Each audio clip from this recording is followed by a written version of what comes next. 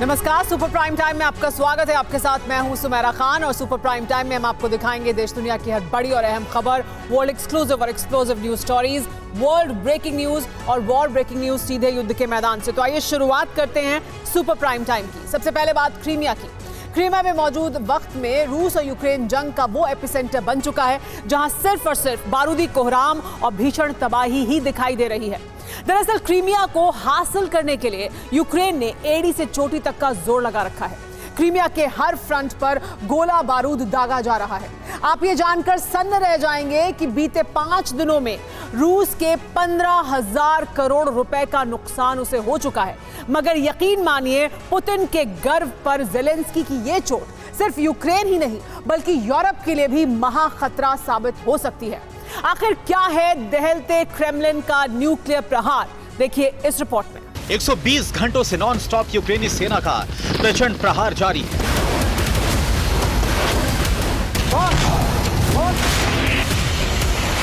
है 120 घंटों से लगातार ज़ेलेंस्की की फौज क्रीमिया के कोने कोने को दहला रही है।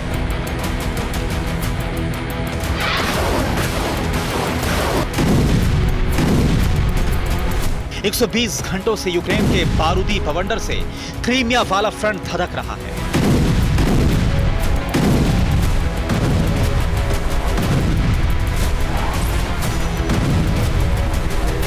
आप ये जानकर सन्न रह जाएंगे कि बीते 5 दिनों में यूक्रेन के ताबड़तोड़ प्रहार के चलते रूस के 15,000 करोड़ स्वाहा हो चुके हैं। क्योंकि ज़ेलेंस्की ने क्रीमिया को फाइनल फ्रंटियर बना दिया है। और जानते हैं ज़ेलेंस्की का नेक्स्ट वॉर प्लान क्या है।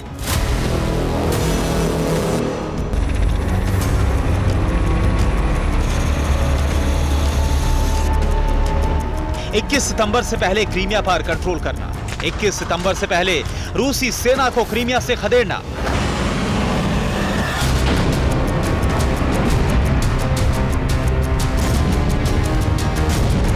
इक्कीस सितंबर से पहले क्रीमिया पर इतने हमले करना जिसे देख पुतिन भी सहम जाए।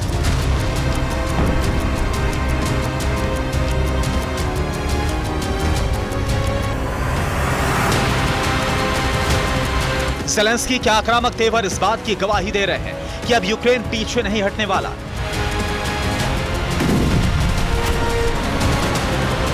क्रीमिया को लेकर सीधे तौर पर भीषण आर पार की जंग होना तय है। और इसका अंदाजा आप इस बात से लगा सकते हैं कि बीते 5 दिनों में यूक्रेन ने क्रीमिया पर 12 विध्वंसक हमले किए हैं। बीती रात क्रीमिया के केव फ्योलेंट इलाके को टारगेट किया गया। केव फ्योलेंट क्रीमिया में मौजूद रूसी डिफेंस बड़ा मिलिट्री बेस है, जहां यूक्रेन ने दूसरी बार S-400 मिसाइल सिस्टम को ध्वस्त किया। सेवेस्टोपोल रीजन में हुए हमले के बाद कर्च ब्रिज को बंद करना पड़ा।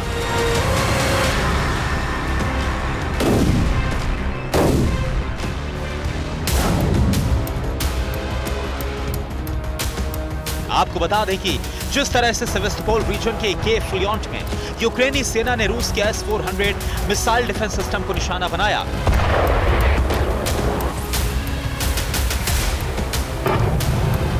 ठीक इसी तरह येवपतोरिया में भी यूक्रेन ने रूस के S-400 मिसाइल डिफेंस सिस्टम को तबाह कर दिया।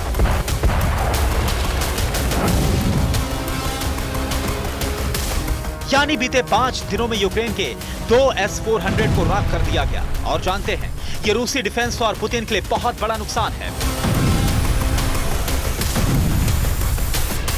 क्योंकि बीते 5 दिनों में यूक्रेन ने अपने हमलों से रूस के 15,000 करोड़ से ज्यादा की रकम को राख कर दिया है। आखिर कैसे, ये भी जान लीजिए। बीते 5 दिनों में यूक्रेन ने क्रीमिया के सेवेस्टोपोल और येवपतोरिया इलाके में क्रूज मिसाइलों और ड्रोन के जरिए सीरियल अटैक किए, जिसके चलते रूसी सेना के 2 S-400 air defence missile system तबाह हुए, जिनकी कुल लागत करीब 10,000 करोड़ रुपए तक लगाई जा रही है। वहीं येवपतोरिया में यूक्रेन ने नेपच्यून क्रूज मिसाइलों के जरिए रूसी वायुसेना की फैक्ट्री को भी धुआं कर दिया, जो करीब 2,000 करोड़ रुपए की लागत की थी। इसके अलावा क्रीमिया में यूक्रेन ने रूसी सेना के ऑयल डिपो को भी जलाकर राख कर दिया, जिसके चलते रूस को 12,000 करोड़ रुपए का नुकसान हुआ है। इतना ही नहीं, सेवेस्टोपोल और येवपतोरिया में यूक्रेन ने माइक्रोचिप फैक्ट्री को भी ध्वस्त किया है, जिसकी लागत 850 करोड़ रुपए तक की थी। वहीं यूक्रेन ने सी बोट नेवल ड्रोन के जरिए रूसी ब्लैक सी फ्लीट की पनडुब्बी को भी टारगेट किया, जिसकी लागत करीब 200 करोड़ रुपए थी। इसके अलावा यूक्रेन ने रशियन नेवी के 2 युद्धपोतों पर भी हमला किया, जो करीब 150 करोड़ की लागत के थे। यहीं ब्लैक सी में मौजूद बाइको ऑयल टावर को भी यूक्रेन ने निशाना बनाया और उस पर कब्जा भी कर लिया। ब्लैक सी में मौजूद इस ऑयल ड्रिल पॉइंट की लागत 600 करोड़ रुपए से भी ज्यादा आंकी जा रही है।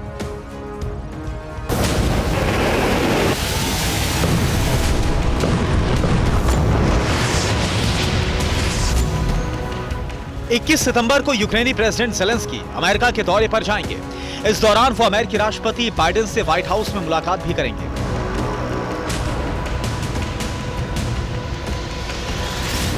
युद्ध से जुड़ी बात भी करेंगे। वहीं आशंका ये भी जताई जा रही है कि ज़ेलेंस्की का अमेरिकी दौरा सिर्फ बातचीत तक ही सीमित नहीं है।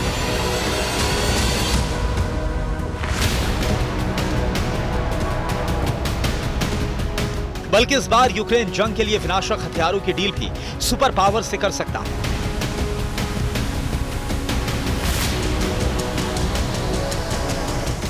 लिहाजा उससे पहले यूक्रेन ने क्रीमिया जीतने के लिए पूरी ताकत झोंक दी है। हर फ्रंट, हर मोर्चे से क्रीमिया पर प्रहार किया जा रहा है।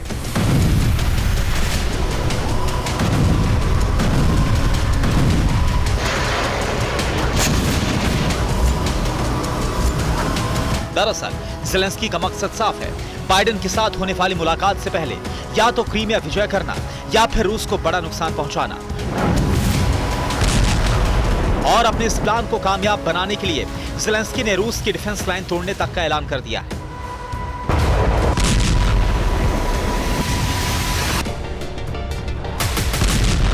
अगर क्रीमिया वॉर फ्रंट पर यूक्रेन को सफलता मिलती है तो मुमकिन है अमेरिका युद्ध के लिए यूक्रेनी डिफेंस को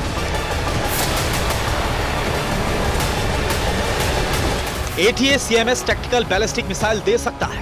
F-16 लड़ाकू विमानों की डिलीवरी जल्द कर सकता है। यूक्रेन भेजे जाने वाले अब्राम्स टैंकों की तादाद बढ़ा सकता है।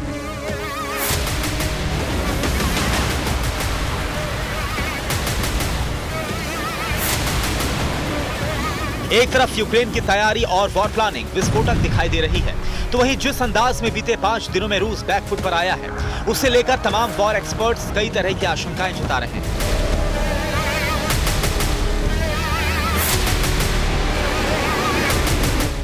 वो ये कि अगर इसी तरह से क्रीमिया पर यूक्रेन ने ताबड़तोड़ हमले किए तो यकीन मानिए ये यूक्रेन और यूरोप दोनों के लिए महाखतरे का संकेत है, क्योंकि क्रीमिया का पलटवार क्रेमलिन परमाणु हथियारों के जरिए कर सकते हैं, जिसका मतलब है महाविनाश।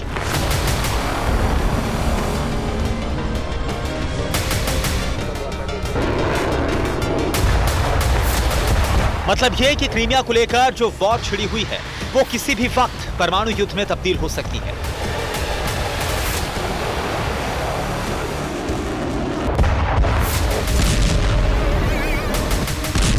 और इसमें कोई शक नहीं कि न्यूक्लियर विनाशकों का सबसे पहले इस्तेमाल प्रेसिडेंट पुतिन ही करेंगे, क्योंकि जब तक पुतिन है तब तक क्रीमिया को जीतना नामुमकिन है।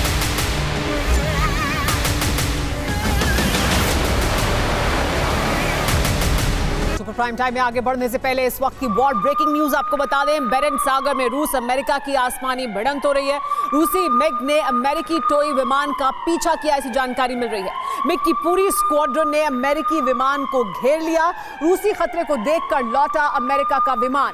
बेरेंट सागर में हुआ यह विवाद गहराने की आशंका जाहिर की जा रही है, क्योंकि जिस तरह से पीछा किया गया, जिस तरह से घेरा गया अमेरिकी विमान को, उसके बाद बेरेंट सागर में विवाद और गहरा हो सकता है। लेकिन रूस की जमीन पर ज्यादा से ज्यादा प्रहार सिर्फ ज़ेलेंस्की की जिद नहीं, बल्कि अमेरिका की रणनीति भी है। यूक्रेन जैसा अदना सा देश रूस के बड़े ठिकानों को दहलाने में ऐसे ही कामयाब नहीं हो रहा। सुपर पावर अमेरिका के कई सैटेलाइट और कई दिग्गज वॉर एक्सपर्ट्स का दिन रात यूक्रेन की मदद करना इसकी एक बड़ी वजह है। आज आपको दिखाएंगे कि कैसे अमेरिका के एक कमांड सेंटर में दिन रात रणनीति तैयार हो रही है। हर पल नजर रखी जा रही है और यूक्रेन की मदद भी की जा रही है। रविवार की रात से सोमवार सुबह तक यूक्रेन ने मॉस्को समेत रूस के कई शहरों पर ड्रोन से हमला किया। रूस ने भी इसका बदला लिया और एहसास कराने की कोशिश की गई कि अगर हद पार हुई तो परमाणु हथियारों से भी हमला हो सकता है।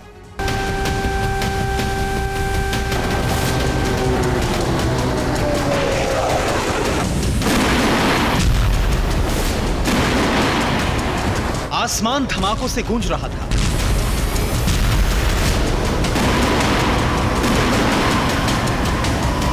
एयर डिफेंस की मिसाइल और हवा में उड़ते ड्रोन एक दूसरे से टकराकर जमीन पर मौजूद लोगों को डरा रहे थे।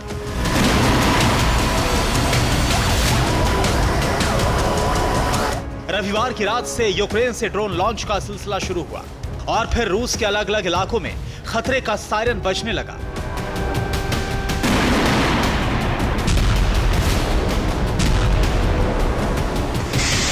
कोशिश एक बार फिर बड़ी तबाही लाने की थी, रूस के शहरों को जलाने की थी, ज्यादा से ज्यादा तबाही मचाने की थी।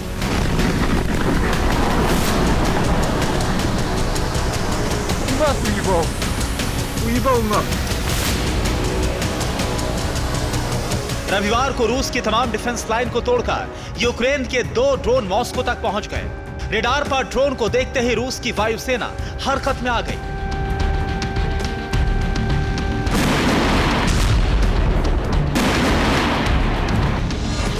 मॉस्को के एयरपोर्ट को बंद कर दिया गया, हवा में मौजूद विमानों को डाइवर्ट किया गया, एयर अलर्ट के सायरन से लोगों को सावधान किया गया।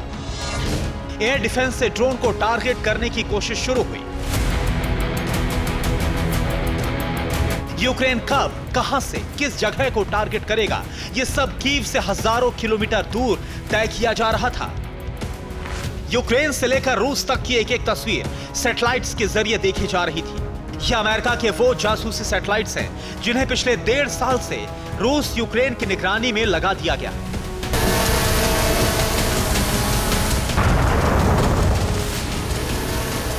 अमेरिका के इसी कमांड सेंटर से यूक्रेन को लगातार मदद की जा रही है। अमेरिकी ज्वाइंट चीफ ऑफ स्टाफ के अध्यक्ष जनरल मार्क मिले भी इस कमांड सेंटर में मौजूद थे। देखिए कैसे अमेरिका में कई अफसर रूस यूक्रेन के मैप के साथ दिन रात हमले की योजना बनाते हैं। यूक्रेन अमेरिकी हथियारों से कहां पर प्रहार करेगा, कर्ज ब्रिज और क्रीमिया के इलाकों को कैसे टारगेट करेगा, लोकेशन से लेकर रूस के एयर डिफेंस की तैनाती तक की हर एक जानकारी दिन रात यूक्रेन तक पहुंचाई जा रही है।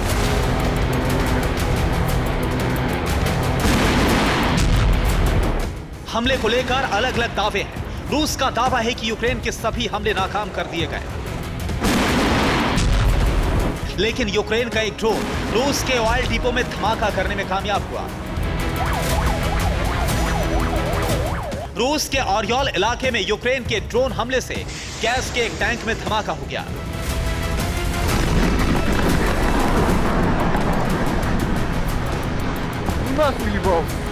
यूक्रेन ने सिर्फ मॉस्को को ही टारगेट नहीं किया, एक ही दिन में करीब रूस के दर्जन भर शहरों में धमाके की कोशिश की गई। यूक्रेन ने 24 घंटे में रूस के 12 शहरों में ड्रोन से धमाके की कोशिश की। सिर्फ मॉस्को ही नहीं, बेलगोरोद पर भी हमला किया गया। रूस के वोरोडिच और ओरियोल और ब्रियांस्क में यूक्रेनी ड्रोन से दहशत मचा दी गई। कुर्स्क की ओर से भी यूक्रेन ने टारगेट किया। इसके अलावा लिपांस्क, टोम्बोव, कलुगा, तुला, नोवोमोस्कोव्स और रयाजान में भी यूक्रेन में ड्रोन से हमले किए गए। रूस के किस शहर में कितना नुकसान हुआ, इसकी डिटेल आना बाकी है, क्योंकि रूस की आर्मी कभी भी सच्चाई बताकर यूक्रेन की कामयाबी दुनिया को नहीं बताना चाहती है। लेकिन यूक्रेन के इन हमलों से पुतिन का गुस्सा जरूर 7वें आसमान पर है। बहुत दिनों बाद पुतिन ने यूक्रेन को परमाणु मिसाइलों से चेतावनी दी है। रूस के बदले का एक्शन शुरू हुआ तो यूक्रेन के कई इलाके मिसाइल धमाकों से दहल उठे।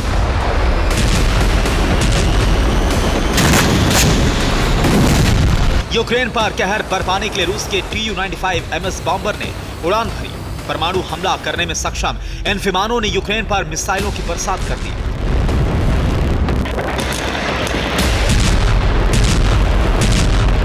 रूस ने न्यूक्लियर वॉरहेड वाली मिसाइलों का इस्तेमाल तो नहीं किया, लेकिन यूक्रेन के एयरफोर्स के मुताबिक रूस के विमानों से 17 क्रूज मिसाइलें दागी गई।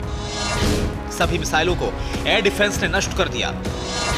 रूस ने 24 कामकाजी ड्रोन से हमला किया। यूक्रेनी एयर डिफेंस ने 18 ड्रोन को नष्ट कर दिया। रूस ने 2 शहरों को टारगेट बनाया। रूस के सभी ड्रोन ओडेसा और माइकोलाइव की तरफ भेजे गए।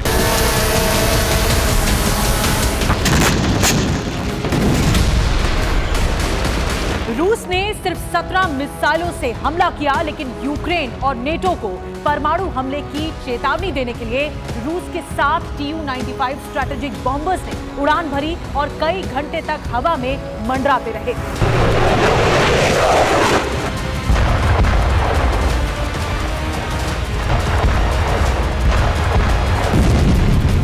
रूस के सभी बॉम्बर्स ने आर्कटिक से टेक ऑफ किया था।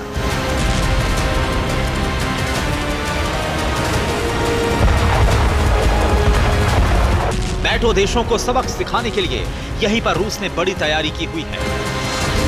रविवार को रूस के हमले में यूक्रेन के 14 हथियार गोदाम नष्ट हो गए। ब्रिटिश स्टॉर्म शैडो मिसाइलों के 2 गोदाम भी भस्म हो गए। इस्माइल पोर्ट पर यूक्रेन के परिवहन जहाजों को नुकसान पहुंचा है।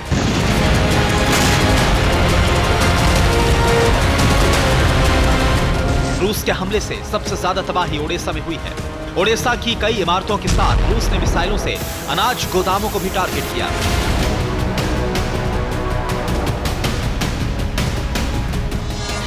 ओडेसा पर 10 मिसाइल और 6 ड्रोन से अटैक किया गया। ओडेसा के अनाज गोदामों को भारी नुकसान पहुंचा है। सितंबर में चौथी बार रूस ने ओडेसा पर हमला किया है।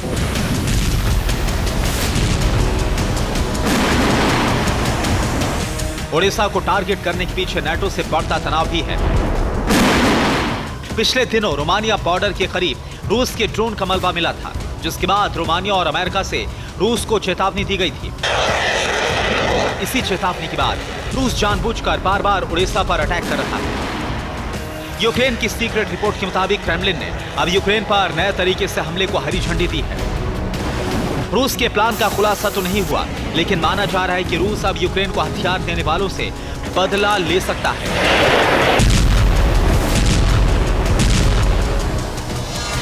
रूस बाल्टिक देशों को टारगेट कर सकता है। रूस रोमानिया पर हमला कर सकता है। पोलैंड से भी रूस अब बदला ले सकता है। रोमानिया और पोलैंड पूरी तरह से सतर्क हैं। रोमानिया ने बॉर्डर के करीब नो फ्लाइंग जोन को बढ़ा दिया है। नेटो से भी इन देशों ने मदद मांगी है। फिलहाल बाल्टिक देशों के साथ एक बड़ा युद्धाभ्यास करने का ऐलान भी पुतिन के लिए चैलेंज है। नेटो की सेना बाल्टिक देशों के साथ अगले साल बहुत बड़ा और ऐतिहासिक युद्धाभ्यास करने जा रही है। माना जा रहा है कि इस ऐलान के बाद पुतिन बाल्टिक देशों को भी टारगेट करने का फैसला ले सकते हैं।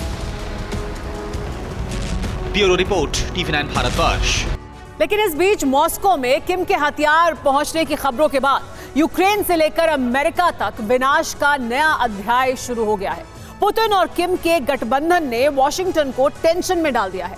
रूस ने यूक्रेन जंग के लिए सीधे तौर पर अमेरिका को जिम्मेदार ठहराया है और साफ कहा है कि अगर अमेरिका ने यूक्रेन को लॉन्ग रेंज मिसाइलें दी तो रूस सबसे बड़ी तबाही लाने के लिए मजबूर हो जाएगा। अमेरिका के खिलाफ पुतिन और उनके सहयोगियों की मोर्चाबंदी से विश्व युद्ध का प्रारूप तैयार हो गया है। उधर ज़ेलेंस्की ने भी कह दिया है कि पुतिन दुनिया पर तीसरा विश्व युद्ध थोपना चाहते हैं। पुतिन और किम का गठबंधन, क्या ऑन होगा न्यूक्लियर बटन?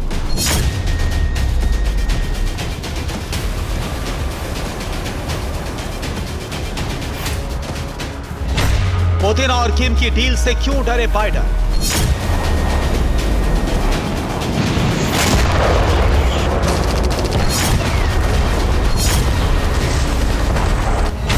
अमेरिका का सबसे बड़ा डर, क्या दबने वाला है वर्ल्ड वॉर का ट्रिगर?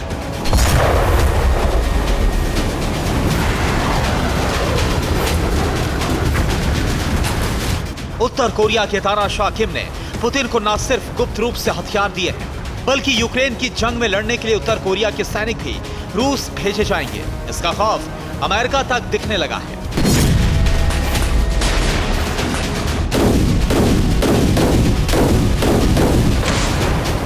यूक्रेन और नेटो के खिलाफ जंग लड़ने के लिए पुतिन को किम जोंग से मिलने वाले हथियारों को लेकर अमेरिका बहुत खफा हो गया है। पुतिन को कोरियाई शस्त्र मिलने का मतलब माना जा रहा है कि इससे पुतिन की ताकत में 2 गुना इजाफा हो गया है। माना जा रहा है कि तानाशाह किम जोंग और पुतिन ने नेटो के खिलाफ विनाश का नया अध्याय लिखने की हुंकार भर दी है।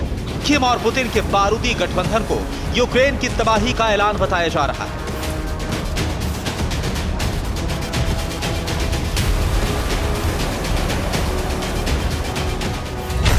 सवाल है कि क्या किम के हथियारों के बदले रूस ने उत्तर कोरिया को एडवांस परमाणु तकनीक ट्रांसफर की है। क्या किम यूक्रेन जंग में अमेरिकी हथियारों का जवाब देने जा रहा है? सवाल यह भी है कि किम के हथियार रूस भेजने से अमेरिका क्यों डर गया है?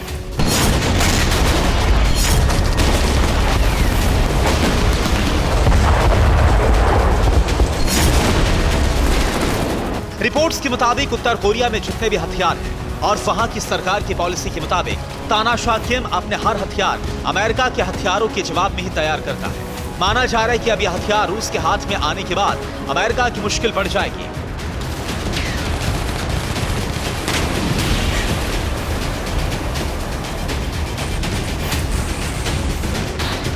रूस को किम के बारूद और हथियार मिलने को युद्ध में महाविनाश का सबूत माना जा रहा है। माना जा रहा है कि किम और पुतिन का गठबंधन बढ़ने से, ये गठजोड़ बनने से नेटो के खिलाफ एक बड़ा मोर्चा तैयार हो रहा है।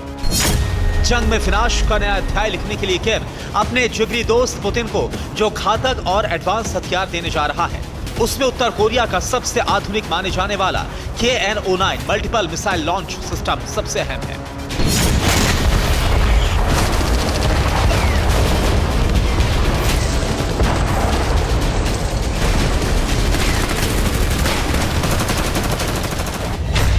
खुफिया रिपोर्ट है कि रूस को किम KN-09 multiple missile launch system देने वाला है।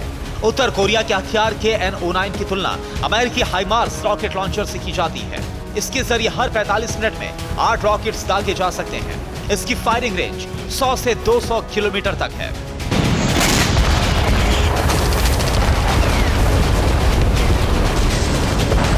उत्तर कोरिया का तानाशाह किम जोंग 6 दिन के दौरे के बाद रूस से वापस अपने देश रवाना हो गया।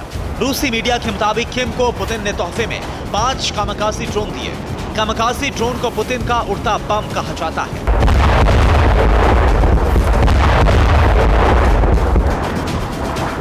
मीडिया रिपोर्ट्स के मुताबिक किम को रूस से ज़ेरॉन 25 जासूसी ड्रोन भी मिले हैं। इसके अलावा प्रिमोरी क्षेत्र के गवर्नर ने किम जोंग को एक बुलेट प्रूफ जैकेट और थर्मल कैमरे में डिटेक्ट ना हो पाने वाले खास कपड़े भी दिए। किम जोंग ने अपने दौरे में रूसी लड़ाकू विमान Su-57 का भी निरीक्षण किया है। इन खबरों से माना जा रहा है कि उत्तर कोरिया रूस से Su-57 लड़ाकू विमान भी खरीदेगा, जिसने यूक्रेन जंग में कहर बरपा रखा है।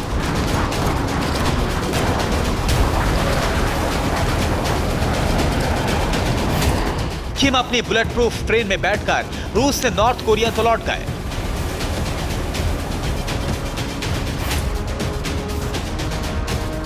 संभावित महायुद्ध की चिंगारियां छोड़ गए। पिछले हफ्ते ही अमेरिका ने आशंका जताई थी कि उत्तर कोरिया अपने हथियार रूस को दे सकता है। वॉशिंगटन की चिंता को आने वाले खतरे की घंटी के तौर पर देखा जा रहा है। माना जा रहा है कि किम के रूसी दौरे से जो वर्ल्ड ऑर्डर है वो बदल रहा है। अमेरिका किम के रूस दौरे से बुरी तरह से भड़का हुआ है, लेकिन रूस ने जंग के लिए सिर्फ अमेरिका को जिम्मेदार ठहराया है। रूस के विदेश मंत्री सर्गेई लावरोव ने बाइडेन पर निशाना साधते हुए जंग के लिए सीधे तौर पर रूस ने अमेरिका को धमकी दी है कि अगर अमेरिका यूक्रेन को लॉन्ग रेंज वाले टैक्टिकल मिसाइल सिस्टम ट्रांसफर करता है तो इसके नतीजे बेहद भयानक होंगे। इसके जवाब में नेटो के खिलाफ रूस आखिरी दम तक जंग लड़ेगा।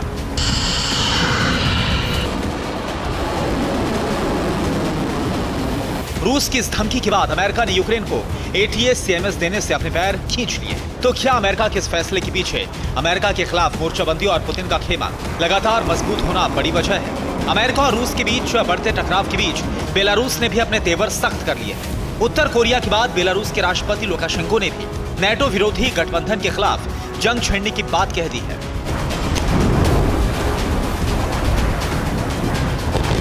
यूक्रेन जंग में बेलारूस पुतिन के लिए बहुत अहम साबित हुआ है।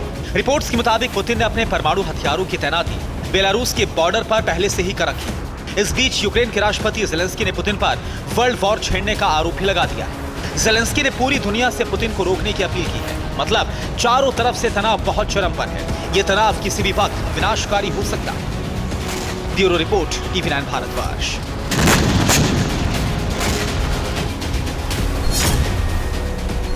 और सुपर प्राइम टाइम में इस वक्त बड़ी खबर आ रही है तुर्की से।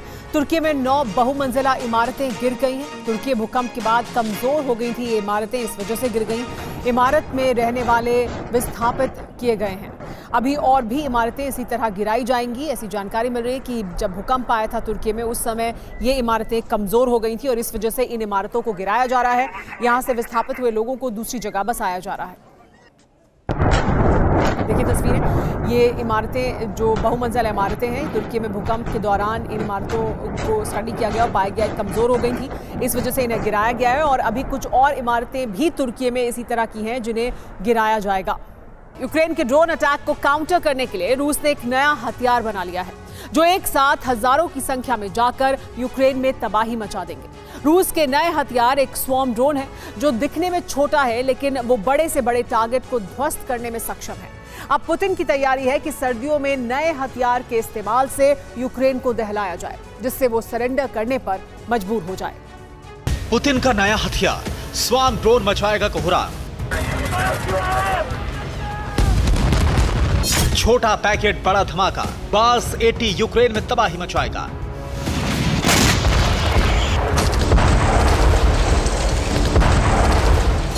अभी तक ड्रोन अटैक करके यूक्रेन रूस में काफी तबाही मचा चुका है। ऐसे में रूस के पास इसका तोड़ निकालना जरूरी हो गया था, क्योंकि रूस का डिफेंस सिस्टम ड्रोन हमले को रोकने में नाकाम साबित हो रहा था। साथ ही मिसाइल से एक एक ड्रोन को खत्म करना भी काफी महंगा साबित हो रहा था। लेकिन अब रूस ने एक ऐसा हथियार तैयार किया है जो न सिर्फ यूक्रेन के ड्रोन अटैक को फेल कर देगा, बल्कि यूक्रेन में घुसकर एक साथ कई टारगेट्स को तहस नहस कर देगा। पुतिन के नए हथियार का नाम BAS-80 है, जो एक कामकाजी ड्रोन है। BAS-80 स्वॉर्म तकनीक पर काम करता है, यानी एक साथ हजारों ड्रोन झुंड में जाकर दुश्मन के खेमे में तबाही मचा देंगे। BAS-80 का वजन 1800 ग्राम होता है। 130 किलोमीटर प्रति घंटे की रफ्तार से ये 200 मीटर की ऊंचाई पर उड़कर टारगेट को ध्वस्त करने में सक्षम है। इसकी रेंज 30 किलोमीटर है। यह अपने साथ 2 किलो तक विस्फोटक ले जाकर तबाही मचा सकता है। सबसे खास बात यह कि स्वॉर्म तकनीक का ड्रोन होने की वजह से एक साथ सैकड़ों हजारों ड्रोन अटैक के लिए निकलेंगे और एक साथ कई टारगेट्स को तबाह कर देंगे।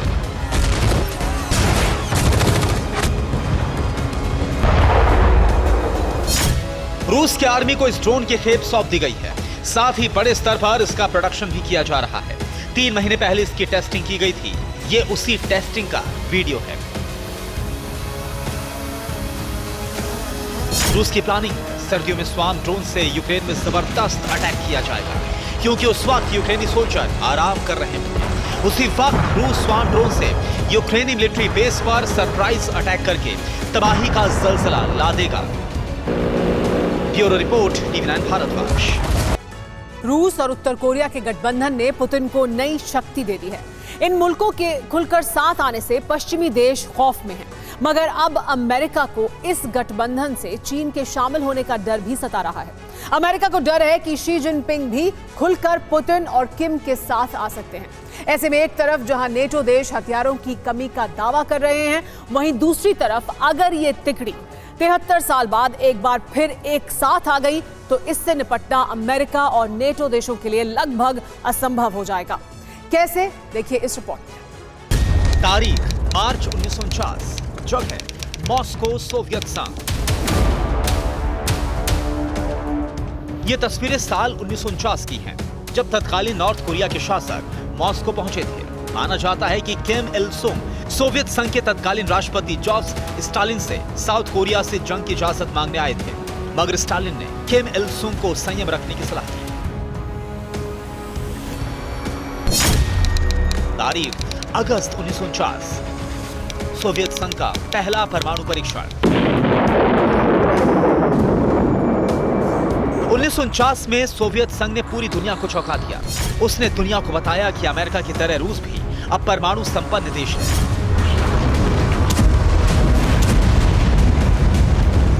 इसी बीच चीन में कम्युनिस्ट रेवोल्यूशन आखिरकार कामयाब रहा। चीनी गणराज्य अस्तित्व में आया। माओ से तुंग ने चीन की सत्ता संभाली, जिसके बाद 1950 में माओ और स्टालिन ने मित्रता, गठबंधन और सैन्य सहयोग की संधि पर हस्ताक्षर किया।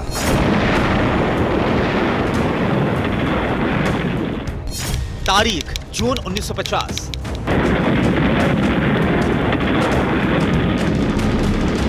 जून जून 1950 में स्टालिन ने किम इल सुंग को साउथ कोरिया पर हमले की इजाजत दे दी, जिसके बाद अचानक नॉर्थ कोरिया ने साउथ कोरिया पर हमला कर दिया।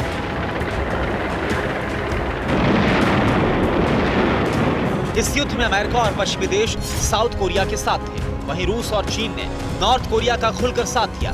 इस तिकड़ी ने अमेरिका और पूरे पश्चिम को कड़ी टक्कर दी। 73 साल बाद अब एक बार फिर से इस 73 साल पुरानी तिकड़ी से पश्चिम की नींद उड़ गई है। नॉर्थ कोरिया और रूस खुलकर साथ है।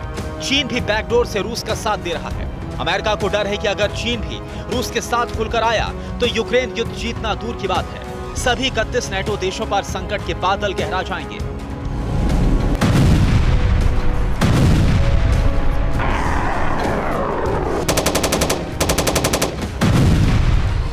अमेरिका अच्छे से जानता है कि गठबंधन वो विष है जिसे पूरा अमेरिका और नेटो मिलकर भी नहीं झेल पाएगा।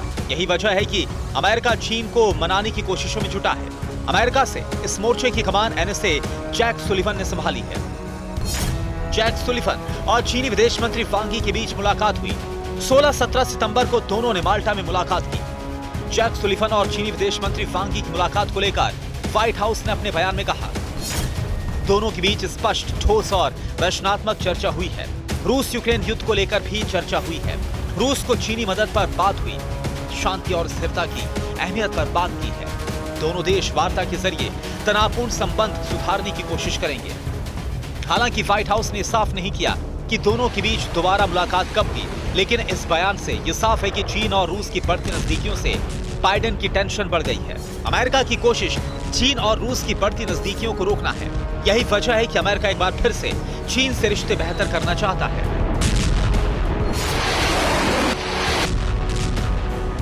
हालांकि अमेरिका की ये कोशिशें कामयाब होती नजर नहीं आ रही, क्योंकि माल्टा में जैक सुलिवन से मुलाकात के बाद चीनी विदेश मंत्री ने मॉस्को का रुख किया, जहां वो रूसी राष्ट्रपति व्लादिमीर पुतिन से मुलाकात करेंगे।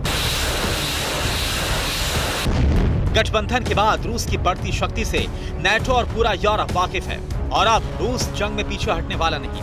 ऐसे में नेटो चीफ ने लंबी जंग के लिए तैयार रहने के लिए कहा है।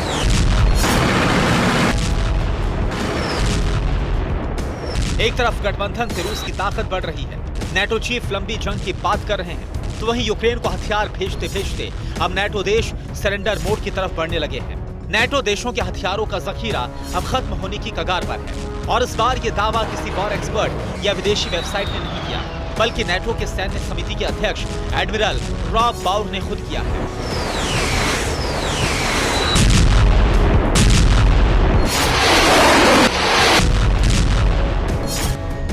एडमिरल रॉब बाउर के बयान से साफ है कि यूक्रेन जितने हथियारों की मांग कर रहा है, नेटो देश उसे पूरा करने में सक्षम नहीं है। हालांकि पिछले 19 महीनों की जंग में रूस के नुकसान का आंकड़ा भी कम नहीं है। रूस को भी यूक्रेन जंग में बड़ा नुकसान हुआ है। एक रिपोर्ट के मुताबिक रूस इस जंग पर अभी तक 134 बिलियन पाउंड खर्च कर चुका है, यानी रूस जंग पर प्रतिदिन 242 मिलियन पाउंड खर्च कर रहा है। रूसी सेना के 27 बिलियन पाउंड के हथियार जलकर खाक हो चुके हैं, लेकिन माना जा रहा है कि इसमें एक बड़ा हिस्सा उन हथियारों का है जो रूस के पास दूसरे विश्व युद्ध के समय से मौजूद थे और कबाड़ माने जा रहे थे। रूस अब तक जंग में अकेले लड़ रहा था, लेकिन अब नॉर्थ कोरिया खुलकर उसके साथ है। उसे चीन का साथ भी जल्द मिल सकता है। वहीं दूसरी तरफ यूक्रेन के साथ खड़ा नेटो अब थकने लगा है। वो कभी भी यूक्रेन का साथ छोड़ सकते हैं। ऐसे में दुनिया की नजरें अब 21 सितंबर पर टिकी है, जहां ज़ेलेंस्की और बाइडेन की बैठक के बाद इस युद्ध का भविष्य तय होगा। Bureau report, TV9 Bharatvarsh. चीन की घुसपैठ का रिकॉर्ड टूट गया है। चीन ने ताइवान से 103 लड़ाकू विमानों से घुसपैठ करने की कोशिश की। चीन के लड़ाकू विमानों से ताइवान में ये अब तक की सबसे बड़ी घेराबंदी मानी जा रही है। चीन ने जल और थल से लेकर नभ तक ताइवान की घेरेबंदी शुरू कर दी है। तो क्या ताइवान के बहाने चीन सीधे अमेरिका को चुनौती दे रहा है? क्या ड्रैगन की ये नई हिमाकत जंग के नए फ्रंट का आगाज है? क्या अमेरिका के खिलाफ इसका ब्लूप्रिंट भी पुतिन ने ही तैयार किया है? ताइवान के साथ चीन ने जंग का ऐलान कर दिया है। ताइवान पर चीन ने सबसे बड़ा हमला करने की तैयारी कर ली है।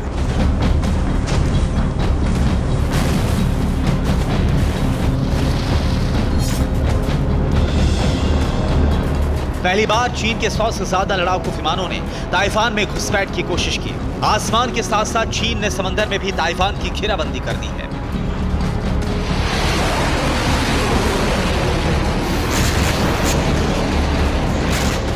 चीन की इस बारूदी तैयारी को लेकर ताइवान अलर्ट हो गया है।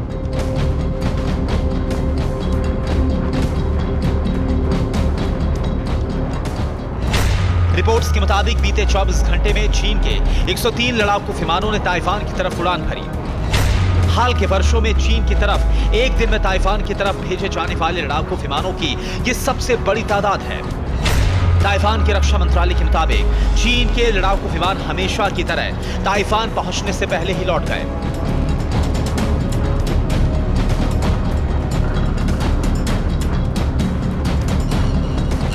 ताइवान ने कहा कि जंग के लिए उकसाने वाली ऐसी हरकतों से चीन इलाके में तनाव बढ़ाने की कोशिश कर रहा है।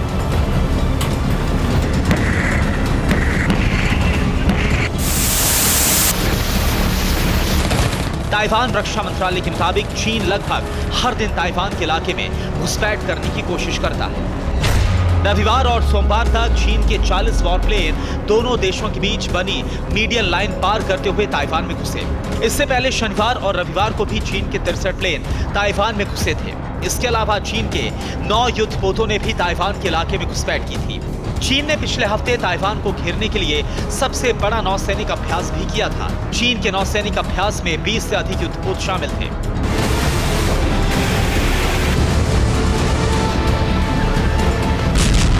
नौसैनिक युद्धाभ्यास के बाद 103 फाइटर जेट से ताइवान की घेराबंदी को चीन की बड़ी चुनौती माना जा रहा है।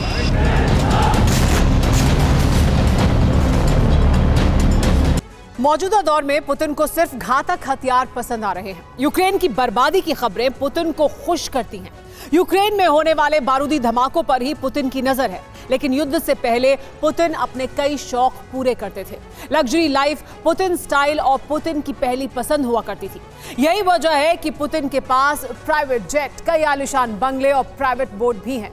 पुतिन ने युद्ध से पहले अपने प्राइवेट बोट को मरम्मत के लिए जर्मनी भेजा था, लेकिन अब उसे रूस में ही तैयार किया गया है।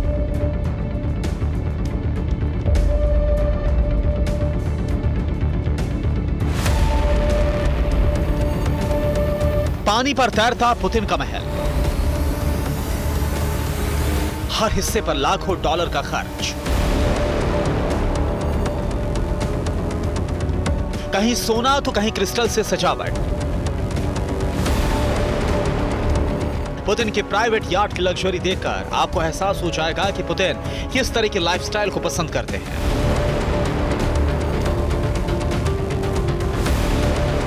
यह पुतिन का प्राइवेट याट है। करीब 2 साल से इस याट की मरम्मत चल रही थी, लेकिन अब यह पूरी तरह से तैयार है। पुतिन के याट की कुछ तस्वीरें सामने आई हैं, जिससे पता चलता है कि पुतिन ने इसे संवारने में अपने खजाने को खोल दिया था।